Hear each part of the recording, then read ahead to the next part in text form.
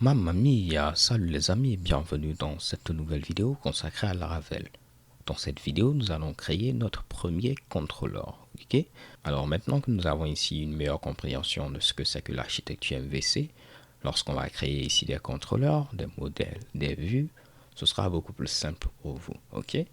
Donc à ce niveau-là, comme je vous l'ai dit, vous voyez, on a mis notre logique au niveau de cette cloche qui est présente au niveau de notre route, ok, cette fonction de callback.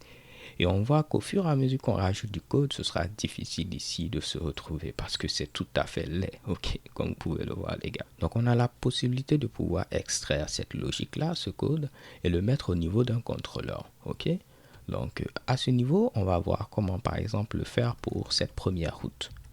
Donc on a dit, si on vient au niveau de la page d'accueil, on veut retourner la vue welcome. Je vais enlever ici cette fonction de callback, ok? Pourquoi pas, je vais l'écrire en bas, comme ça, cela va vous permettre de pouvoir comparer ces deux Mitsubishi là. Donc je dis, si on demande la page d'accueil, je veux appeler ici un contrôleur qui aura pour nom ici URL contrôleur, et je veux appeler ici une méthode, on dit aussi action, qui aura pour nom ici create, ok? Ne vous inquiétez pas, je vais vous expliquer ceci dans les détails. Mais tout ce que je dis ici, c'est quoi? Si on demande la page d'accueil, je vais ici appeler ce contrôleur-là URL avec un S à la fin, contrôleur, et je vais appeler ici une méthode au niveau ici de cette classe URL contrôleur, au niveau de ce contrôleur qui a pour nom ici create. Et vous voyez que je sépare mon contrôleur de la méthode avec ici un arrobas, ok? C'est une convention au niveau de Laravel. Également, pour ce qui est des conventions, certaines personnes préfèrent appeler leur contrôleur avec ici le nom ici de l'entité en question au pluriel, suivi ici de contrôleur. Par exemple, à ce niveau, dans notre cas, l'entité, le modèle en quelque sorte, c'est ici l'URL. Ok. Donc, j'ai mis ici URL au pluriel, contrôleur. Il y a d'autres personnes qui préfèrent ici mettre le nom de l'entité au singulier. Donc vous allez voir des gens qui auront ici URL contrôleur ou par exemple post contrôleur, alors que d'autres personnes auront ici post contrôleur comme ceci. Ok. Moi personnellement, je préfère mettre ceci au pluriel. Donc raison pour laquelle je vais continuer à mettre ceci également au pluriel. Mais libre à vous, en fonction ici de vos préférences, de choisir de mettre cela au pluriel ou au singulier. Cela n'aura réellement aucun impact, ok, à ce niveau-là. Donc on dit qu'on veut créer ce contrôleur. On va utiliser ici artisan afin de créer ici notre contrôleur. Donc j'ouvre ma console, je vais ouvrir pourquoi pas une nouvelle tab. Donc j'ai ouvert à ce niveau-là un nouvel onglet. Je vais tenter de me rendre au niveau de mon dossier et c'est ici URL shortener. Ok, parfait.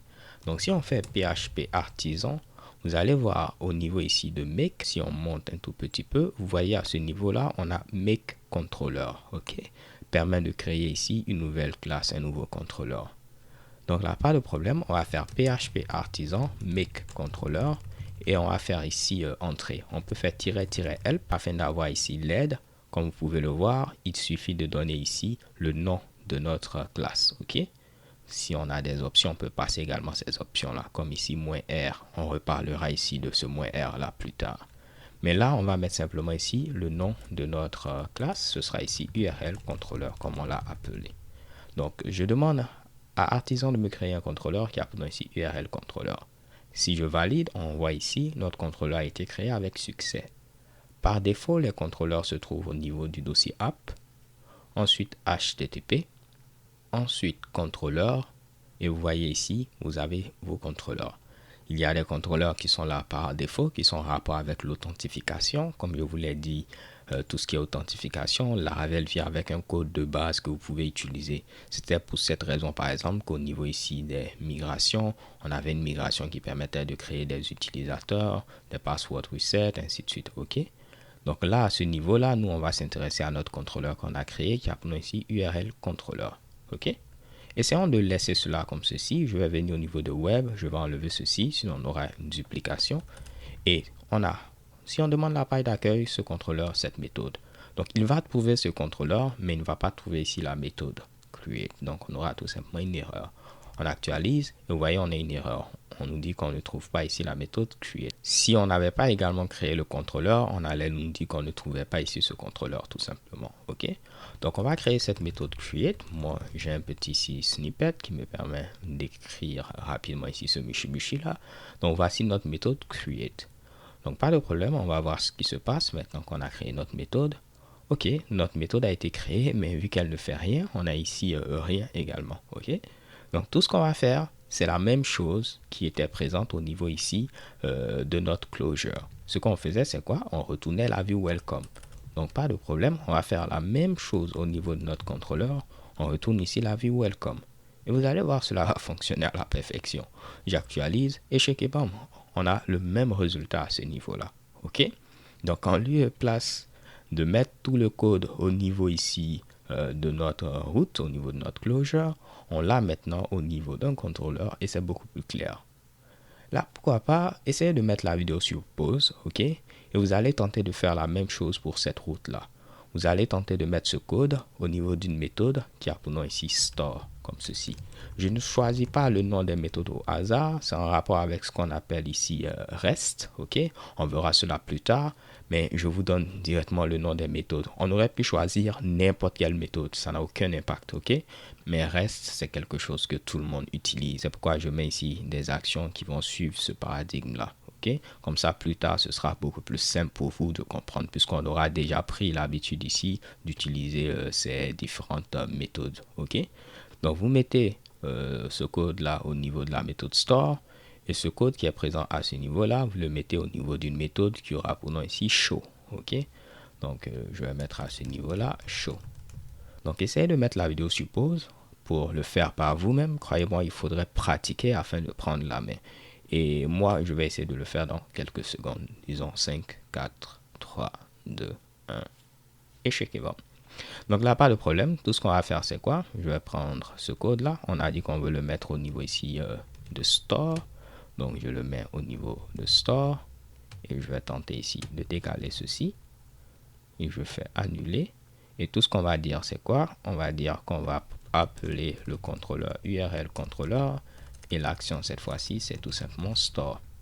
On va essayer de copier ceci également. On va le coller maintenant au niveau ici de show. Comme ceci. Je vais tenter de mieux indenter. Et je vais faire le même pour dire que cette fois-ci, ce sera le contrôleur URL contrôleur. Mais c'est la méthode qui va changer. C'est ici show. OK?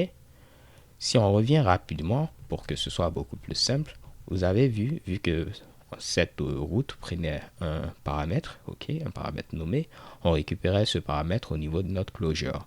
C'est de cette même manière, on va récupérer ce paramètre à ce niveau-là en mettant ici shortnet, ok. Donc votre fonction, grosso modo, de callback, c'est elle qui est représentée maintenant par cette méthode qui est présente ici.